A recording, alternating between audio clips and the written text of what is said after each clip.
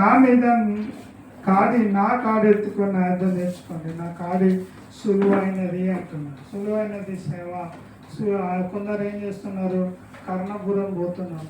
అడిగి పోయి ఏం చేస్తున్నారు, అయ్యా మేము వాలంటీర్గా చేస్తాము అయ్యా అని చెప్పేసి ఏం చేస్తారు అంటే, కొందరికి చర్చి ఊడ్చే పని, కొందరికి గడ్డి కోసే పని, కొందరికి చెట్లకు నీళ్లు పోసే పని, కొందరికి ప్రార్థన చేసే పని, కొందరికి పాటలు పాడే పని, ఇట్లా అందరికి ఇస్తున్నారు. ఏం చేస్తున్నారు అమ్మ మీరు అంటే, మేము వాలంటీర్గా చేస్తున్నాము ఇక్కడ అని చెప్తున్నాం. మరి మీకు ఎంత జీతము అంటే, మాకు జీతము ఉండదయ్యా, మేమే సమర్పణ చేసుకొని దేవుని సేవ చేసి వెళ్ళిపోతున్నాం. ఎందుకు చేస్తున్నారు అంటే, మాకు కష్టాలు ఉన్నాయి, దేవుని పని మేము చేస్తే దేవుడు మా కష్టాలకి వెళ్ళి తొలగిస్తాడని మేము వాలంటీర్గా చేరిపోయినాం అని చెప్తున్నారు. హల్లెలూయా. అంటే వాళ్ళు ఏం చేస్తున్నారు, దేవుడి కాళ్ళు నెత్తుకుంటున్నారు, ఆయన భారాన్ని మోస్తున్నారు. ఆ భారము బాగా కష్టమైనది కాదు, ఇష్టంగా చేస్తున్నారు వాళ్ళు. కాబట్టి వాళ్ళకు వాళ్ళు దేవుని కోసం ప్రయాసపడి ఆ మందిరాన్ని ఊడవడము, శుభ్రం చేయడం, పాటలు పాడడం, వచ్చిన వాళ్ళకు గెస్టులకు ఆహ్వానం జరపడం, మంచిగా నీట్గా తూడవడం, తర్వాత ప్రార్థన చేయడము, చెట్లు గడ్డి తీసేయడం, అంతా తీసి ఎంతో ఆహ్లాదంగా చర్చిని ఉంచుతున్నారు. రైన్ బదులు వాళ్ళు వచ్చిన వారి కోసం ప్రార్థన కూడా చేస్తున్నారు వాళ్ళు. అట్లా దేవుని పనిలో ఉండి, మళ్ళా దేవుని ఆరాధనలో ఉండి, దేవుని ప్రార్థనలో బలపడుతూ, దేవుని స్తుతిస్తూ, మాయపరుస్తూ మళ్ళీ వాళ్ళ గృహాలకు వెళ్తూ ఉన్నారు. వాళ్ళు సొంత ఖర్చులు పెట్టుకొని వస్తున్నారు. ఎందుకు ఇలా చేస్తున్నారంటే, మా భారము మేము దేవుని పెట్టి చెప్పుకున్నాము, ఆయన మా భారంకి వెళ్ళి తొలగిస్తాడు, కాబట్టి మేము దేవుని పని చేసినప్పుడు దేవుడు మా పని తొలగిస్తాడని వాళ్ళు విశ్వాసంతో చేస్తున్నారు అన్నమాట. కాబట్టి ఏమంటున్నాడు దేవుడు, అప్పుడు మీ ప్రాణములకు విశ్రాంతి దొరుకును, అప్పుడే మీ ప్రాణాలకు విశ్రాంతి దొరుకుతుంది.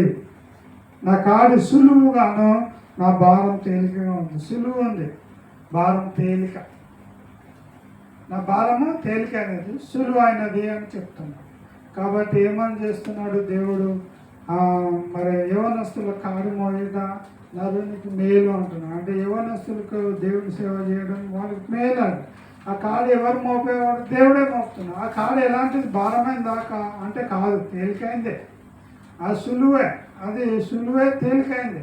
కానీ ఆ భారం పని ఇష్టపడి మోస్తే అనేక మేళ్ళు పొందుకుంటున్నాడు, అనేక ఆశీర్వాదాలు అనుగ్రహించబడతాయని దేవుడు చెప్తున్నాడు అన్నమాట. ఏం ఆశీర్వాదాలు, బయట అయితే బాగా లక్షలు సంపాదించుకొని రాయల్టీగా బతుకుతున్నాం, మేమైతే అప్పుల్లో కుంగిపోతున్నాం. ఇలాంటి అంటే అలాంటి పరిస్థితి రాయల్గా బతకాలంటే వాళ్ళు ఎవ్వరూ కూడా ఉత్తగా సులువుగా పైకి వచ్చిన వాళ్ళు కాదు, కష్టపడ్డోళ్ళే.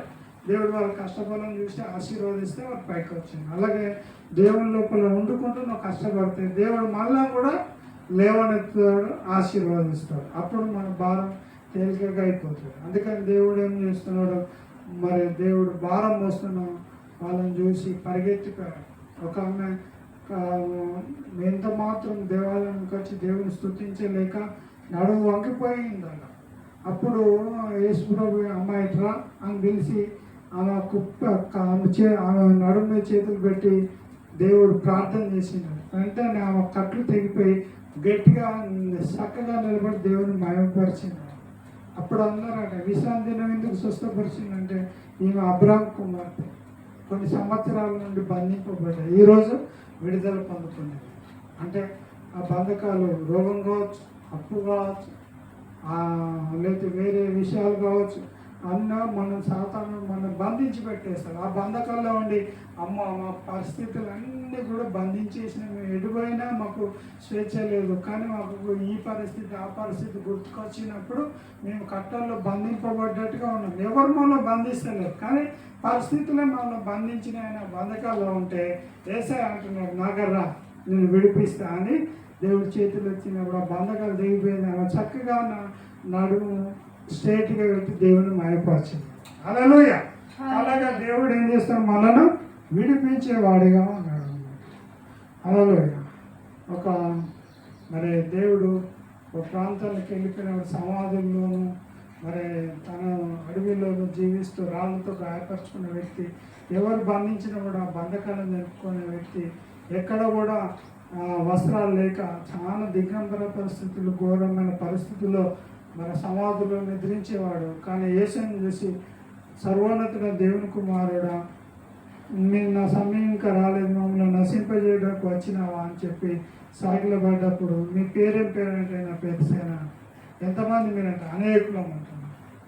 అయితే ఈ మనిషిని వదిలిపెట్టి వెళ్ళిపో అని ఆజ్ఞ. అప్పుడు ఆ దయ్యం ఉంది, మమ్మల్ని పాతాళం పంపొద్దు అని చెప్పి. అప్పుడు గొడవ మందులు ఉన్నాయి, ఆ మందులకి మేము వెళ్తామంటే వెళ్ళండి అన్నప్పుడు ఆ మందులకి వెళ్ళినప్పుడు ఆ గొర్రెలు ఊపిరాడాక సరస్సులో పడి చనిపోయినాడు. ఆ గొర్రెల కాపలు చూసి భయపడి ఊళ్ళకి అందరూ చెప్పేసింది.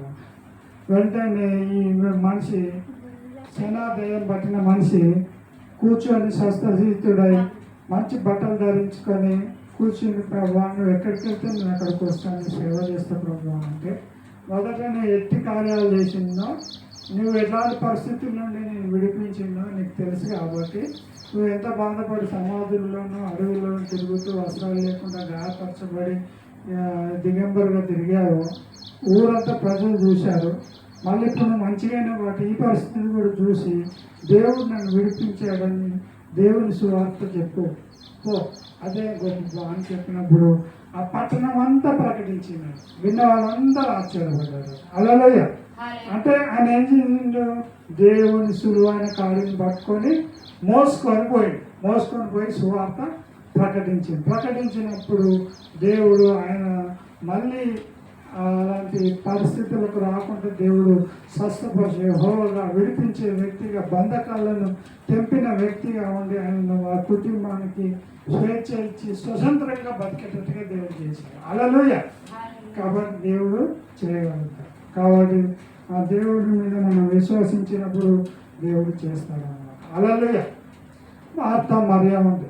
మార్తా మరియా ఇంటికి యేసయ్య వెళ్ళినప్పుడు మార్తా అనేకమైన విస్తారంలో పనులు పెట్టుకొని తొందరపడుతుంది. మరి ఏం చేసింది, యేసయ్య పాదాల దగ్గర వాక్యం వింటుంది, ఆయన బోధ చేస్తున్నాడు.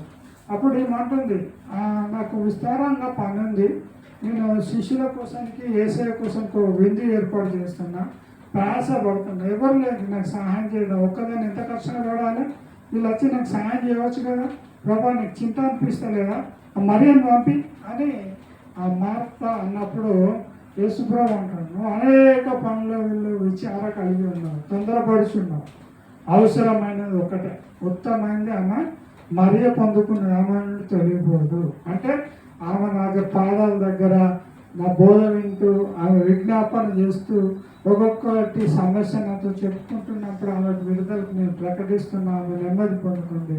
నువ్వు నా ఆ పరిస్థితుల్లో విస్తార పనులు పెట్టుకొని నాకు రాక, నాకు విన్నపం లేక దూరంగా ఉన్నావు, నువ్వు అనేక తొందరపడుతున్నావు, కానీ ఉత్తమైన ఆశీర్వాదం పొందుకుని నేను దగ్గర ఆశీర్వాదాన్ని తీసేయను అని చెప్తున్నాడు దేవుడు. హల్లెలూయా.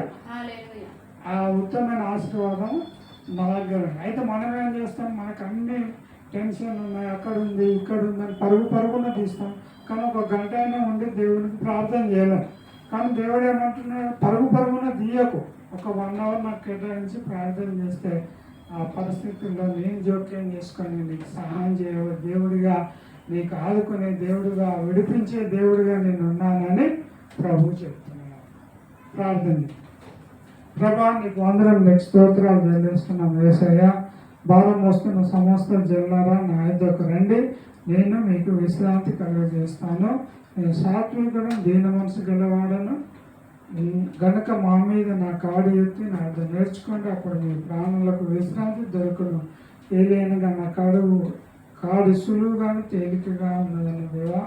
మరి భారముని బిడ్డలను తెలియజేస్తుండగా అవి విని నీ సులువైన సువార్త పరిచయం వారు చేకూని వెళ్తుండగా, నీ పని చేస్తుండగా వారి పనులు చేసి వారిని విడిపించి ప్రతి పరిస్థితుల నుండి భారం నుండి తొలగించి సమస్త జనులను శిష్యులుగా చేయమన్నావు.